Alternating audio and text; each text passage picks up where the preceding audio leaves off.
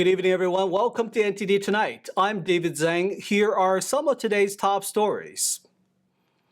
Prosecutors suspend the first day of testimony in Hunter Biden's gun trial, detailing his drug problems. The House Committee on the Chinese Communist Party commemorated the 35th anniversary of the 1989 Tiananmen Square Massacre at a press conference. A transgender-identified California convict has been transferred out of a women's correctional facility. He's back in a men's prison after being indicted for rape. First up, we'll have more updates on Hunter Biden's federal gun trial in Delaware. The prosecutors began their opening statements. A jury of 12 has been selected in the federal gun case against President Joe Biden's son, Hunter. The panel consists of 6 men and 6 women, along with the 4 alternates. The judge instructed them not to talk or read about the case. Prosecutor Derek Hines began his opening statement today by saying, quote, "No one is above the law. It doesn't matter who you are or what your name is." The first witness to testify was FBI Special Agent Erica Jensen from the prosecution side. She introduced the evidence that Hunter Biden was on drugs in the months before and after buying the gun. First Lady Joe Biden and Hunter's stepsister Ashley Biden are still in the courtroom today. If convicted, Hunter Biden faces up to 25 years in prison, though generally first-time offenders do not get anywhere near the maximum. Hunter Biden also faces a separate trial in California in September. He has been charged there with failing to pay $1.4 million in taxes. Attorney General Merrick Garland testified before the House Judiciary Committee today. Republicans on the committee were trying to hold Garland in contempt of Congress. It was for refusing to turn over audio tapes of President Biden's interview with Special Counsel Robert Hur. But we have made clear that we will not provide audio recordings from which the transcripts that you already have were created. Releasing the audio would chill cooperation with the department in future investigations, and it could influence witnesses' answers if they thought the audio of their law enforcement interviews would be broadcast to Congress and the public. Now, in response, certain members of this committee and the Oversight Committee are seeking contempt as a means of obtaining, for no legitimate purpose, sensitive law enforcement information that could harm the integrity of future investigations. This effort is only the most recent in a long line of attacks on the Justice Department's work. The hearing is about the Justice Department's work under Garland's leadership. It was his first appearance before Congress since former President Trump's verdict. Garland slammed allegations that the Justice Department is being weaponized against Trump.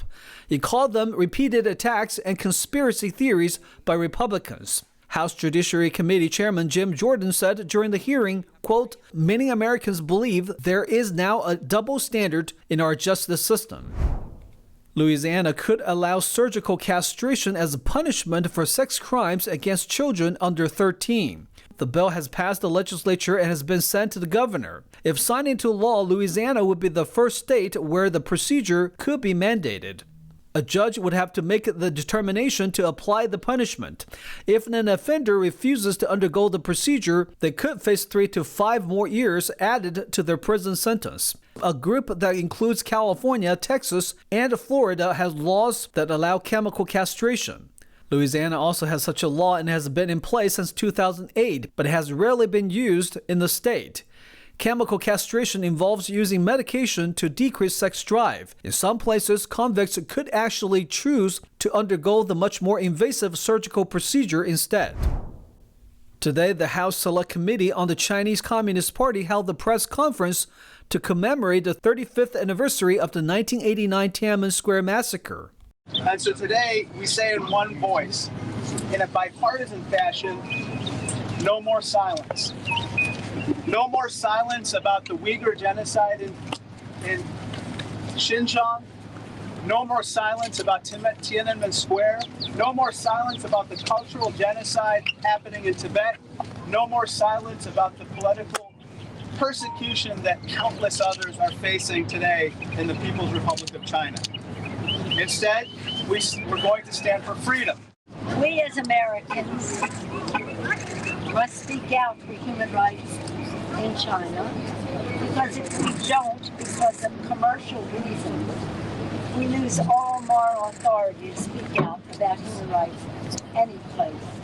But I want to thank those on the committee, not just for today, but how they have handled this committee day in and day out.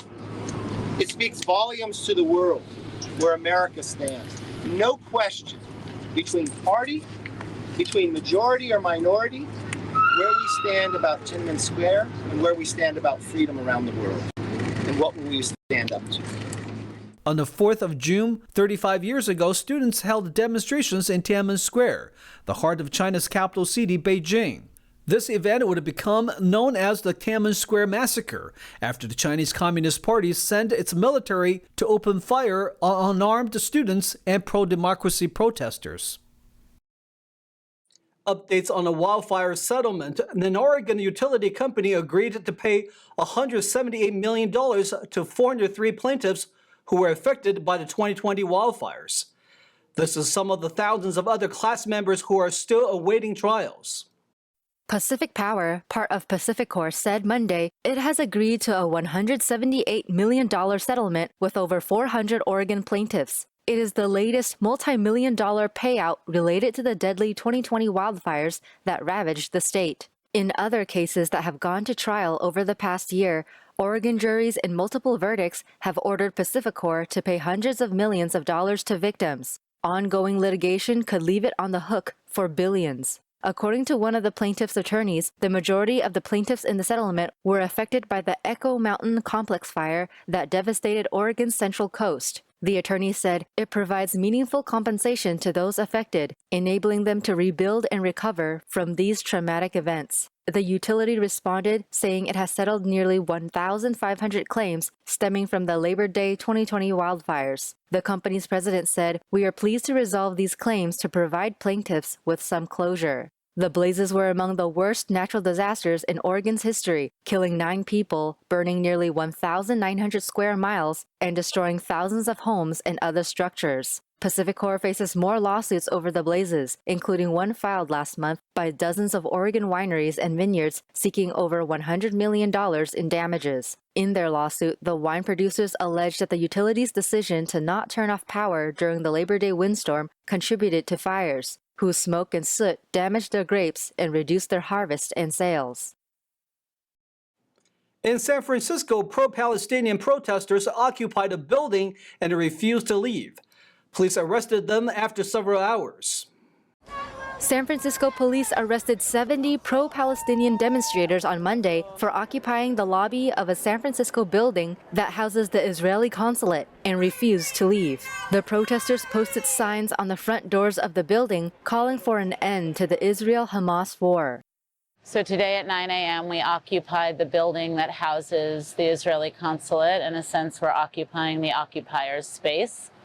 And we're doing that because we are part of the growing masses of people who are demanding an end to the genocide and who are in solidarity with Palestine and very concerned about the complicity of particularly the United States government with the genocide that's happening. Protesters had said they plan to stay until forcibly removed. Police officers made multiple warnings, ordering the demonstrators to leave before they moved in and started detaining people. No injuries were reported. According to a Reuters witness, police led protesters out of the building one by one and loaded them into police vehicles, their hands bound by zip ties. A group called the International Jewish Anti-Zionist Network said on Instagram that over 100 people had participated in the protest. The Israeli consulate said it was, quote, appalled but not surprised by the protesters who entered the lobby of the building where the consulate is located. The consulate added that the police responded rapidly. Women's rights groups criticized the gender identification law in California prisons. And it comes after a male inmate transferred out of a female prison after authorities charged him for rape. NTD's David Lamb reports. There's been multiple allegations of perpetrators abusing transgender laws. In California, according to the Madera County's DA's office, 51-year-old Tremaine Carroll faces 2 charges of rape and 1 charge of dissuading a witness from testifying. The male convict, who identified as a woman, holds a criminal history and allegedly raped a woman in the shower at Central California Women's Facility this January. The man has been indicted to Kern Valley State Prison. The Gender ID Law, SB 132, the Transgender Respect, Agency, and Dignity Act, allows a convicted person to serve time in a prison based on gender identity instead of their biological sex. State Senator Scott Wiener authored the law, wanting transgender inmates to be housed safely. It went into effect in 2021. Women's rights groups have been outspoken about it, with the Women's Liberation Front legal director saying, "You don't have to identify as a woman. There's 50 men who are housed there. There are hundreds more on a wait list. Nearly all of them have penises." And the co-founder of Freedom Angels requested the law to be revisited. David Lamb, NTD News, California. We'll take a short break now, everybody, but here's a look at what we have for you when we come back. A blue state sheriff joked that he was changing teams ahead of the 2024 election. He urged the people to put a convicted felon in the White House. A 74-year-old woman believed to have died while in hospice care was found breathing at a funeral home. Music and podcast streamer Spotify will increase its price this summer. It will be the company's second price increase in less than a year. Those stories and more coming up on NTD Tonight.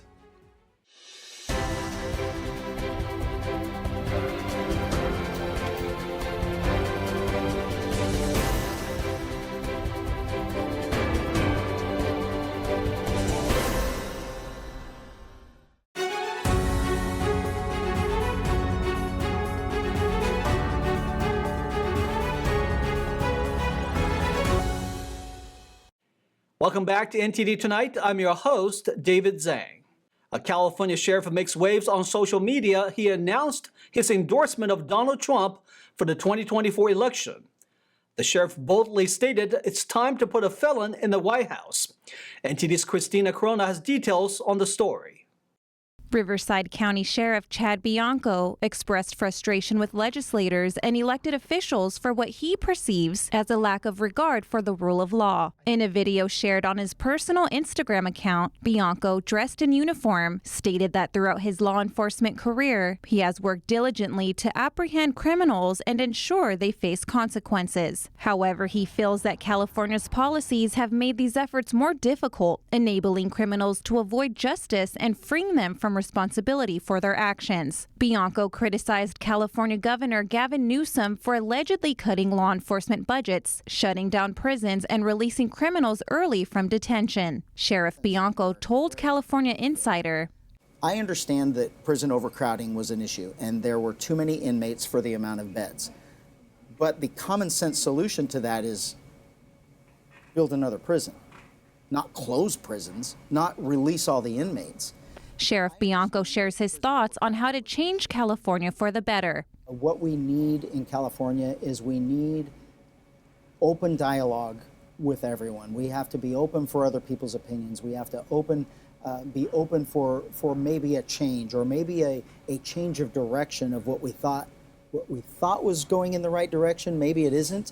And we now need to be open into something else. Bianco implied he was done fighting against the tide and trying to enforce the laws and thus switching teams and instead endorsing a convicted criminal in Trump. I think it's time that instead of letting them out of jail and giving them alcohol and drugs and everything else, I think it's time we put a felon in the White House. The sheriff concluded his video by urging others to follow his lead. Christina Corona, NTD News. In Nebraska, the Lancaster County Sheriff's Office is investigating after a woman was declared dead at a nursing home but was found alive 2 hours later by funeral home employees. NTD's Christina Corona provides the latest update on the story. The Nebraska Sheriff's Department reported that 74-year-old Constance Glantz was declared dead at 9:44 a.m. Monday at a Lincoln area nursing home where she was receiving end-of-life care. Glantz had been on hospice at the Mulberry Nursing Home at the time they believe she passed. She was then taken to the Butherius Mazer and Love Funeral Home where employees called 911 about 11:43 a.m. employee was placing constant glance onto a table to start their process, and an employee noticed that she was breathing. They instantly called 911, and LFR and LPD responded, and she was taken to a local hospital and is still alive. After her presumed death, the Lancaster County Sheriff's Office stated that they were not dispatched to a coroner. It did not fall into those parameters for them to have to call us to do a coroner investigation. Those are a death of a patient is anticipated, which this was, and the physician had seen her in the last 7 days, and the physician is willing to sign the death certificate, and that there was nothing suspicious at that time of the death. Officials need to contact everyone involved, including the mortuary staff, nursing home personnel, and the transport team. At this point, we have not been able to find any criminal intent by the nursing home, but the investigation is ongoing. I also want to state that in our investigation, the funeral home did absolutely nothing wrong. They are the ones who found that she was still alive. Officials announced that Constance passed away at 4 p.m. Tuesday at a local hospital. They stated the autopsy results could take up to 12 weeks to be finalized. The sheriff's office will give an update when the final autopsy report is completed. Christina Corona, NTD News.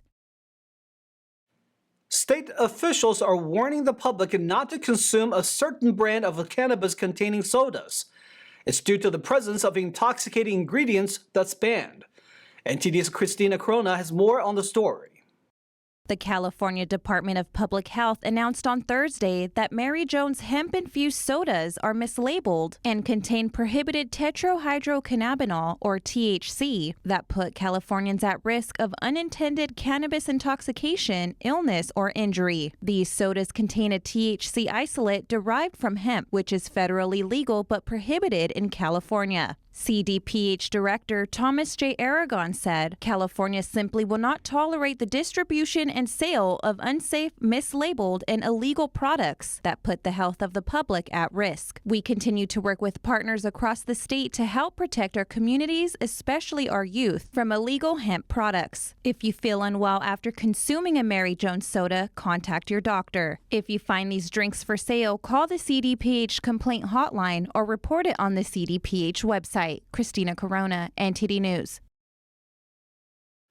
Spotify announced a price increase for the second time within a year. The popular audio streaming platform will now cost $1 more a month for the individual premium plan. NTD's Jason Blair reports. A Spotify individual premium account is now up from $10.99 a month to $11.99 a month. Their duo membership is now $16.99, and their family membership is now $19.99 a month. The Stockholm-based company said in an announcement on Monday the increase is, quote, so that we can continue to invest in and innovate on our product features and bring users the best experience. In July last year, Spotify also raised prices by $1, citing roughly the same reasons. They said for current subscribers, the new prices will start in July, while for new subscribers, they are effective immediately. Some are saying Spotify's increase will lead the way for other companies to raise prices. But as of now, here are current rates of a few popular services. As we said earlier, Spotify Premium is $11.99 a month. Apple Music is $10.99 a month. Pandora Premium is $10.99 a month. And Amazon Music Unlimited, which is a different service than the one that's included with Prime, is $9.99 a month. Bloomberg reported on June 2nd that out of all audio and video streaming platforms, Spotify is the best at keeping subscribers, citing research by Antenna. The data said that Spotify's average monthly churn rate has been about 2% the past year, with 1.5% in April. However, Netflix is close behind with about the same average of 2% per month. Jason Blair, NTD News. And now turning to sports, a major scandal has rocked the Major League Baseball. Padre infielder Tucupita Marcano has been banned for life for betting on the sport. NTD's Carlos Reyes has the details. San Diego Padres infielder Tucupita Marcano has been banned from baseball for life for betting on the sport. Major League Baseball, or MLB, announced the severe punishment on Tuesday, marking the game's most significant gambling scandal in decades. Marcano's infractions were extensive, involving 387 baseball bets, totaling over $150,000 between October 2022 and November 2023. His bets included wagers on Pirates games while he was on their roster, violating one of MLB's most stringent rules. This lifetime ban makes Marcano the first active player to face such a consequence in a century, echoing the infamous case of New York Giants' Jimmy O'Connell in 1924. In addition to Marcano, 4 other players were suspended for 1 year. They each wagered less than $1,000. The scandal erupted after MLB received a tip-off in March from a legal sports betting operator. Marcano's betting activities were notably detailed, with 231 MLB-related wagers and 25 bets on Pirates games. He won just 4.3% of his MLB-related bets. MLB Commissioner Rob Manfred reiterated the importance of strict enforcement of gambling rules to protect the integrity of the game. Carlos Reyes, NTD News. Stay tuned for China in Focus with Tiffany Meyer coming up next. Information on a U.S. radar installation and American troops leaked on the dark web. Why the victim country says China is behind it. More on China in Focus with Tiffany Meyer at 9:30 p.m. Eastern. And that's all we've got for you tonight. We'd like you to join us again on NTD Tonight every weekday at 9 p.m.